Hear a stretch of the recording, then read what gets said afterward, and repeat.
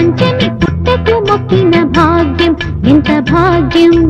9 నెలలకు మాణిక్యమిచ్చింది నాగం దైవనాగం మా కంటి వెలుగు దీపం